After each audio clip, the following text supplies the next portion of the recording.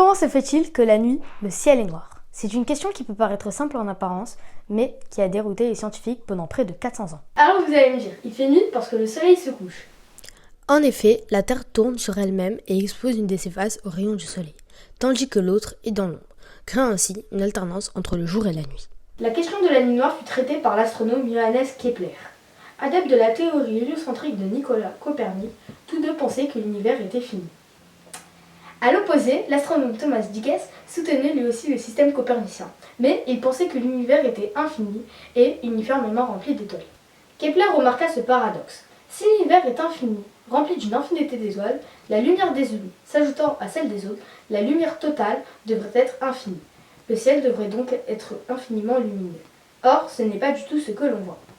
En 1720, l'astronome Edmond Halley confirma ce résultat par le calcul. En 1823, l'astronome Heinrich Schwaber a montré qu'en fait, le rayonnement ne serait pas infini, car les étoiles se masquent les unes les autres, un peu comme quand on est au milieu d'une forêt. Et le truc de ouf, c'est que le premier à avoir donné une solution à ce paradoxe, c'est un poète, Edgar Allan Poe, qui en 1848 publie un livre intitulé Eureka.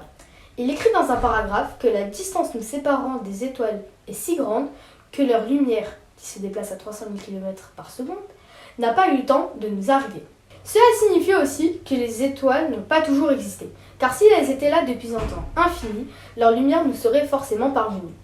Ce raisonnement de Poe sera repris par un physicien anglais, Lord Kelvin, qui est le premier à montrer physiquement que les étoiles ont une durée de vie finie et n'ont donc pas toujours existé.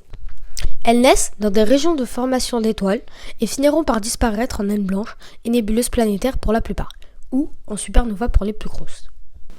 À la fin des années 1930, un des big boss de la cosmologie arrive. Edwin Hubble découvre que l'univers est en expansion. On peut considérer l'univers comme un ballon de baudruche, surface sur laquelle se trouvent les galaxies et tout ce qui compose l'univers. Si l'on gonfle progressivement ce ballon, en prenant du volume, cette surface va augmenter, et ainsi, on aura l'impression que les galaxies s'éloignent toutes en restant au même endroit.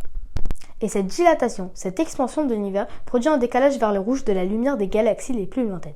Déjà affaiblie par ces distances considérables, la lumière des galaxies devient alors quasiment imperceptible. Au XXe siècle, le paradoxe de la nuit noire est résolu, et l'explication tient en 3 points. La vitesse de la lumière est finie, les étoiles tout comme l'univers ont un âge fini, et l'univers est en expansion. Après, le ciel n'est pas complètement noir, il y a le rayonnement fossile. Mais bon, ça c'est pour une prochaine vidéo.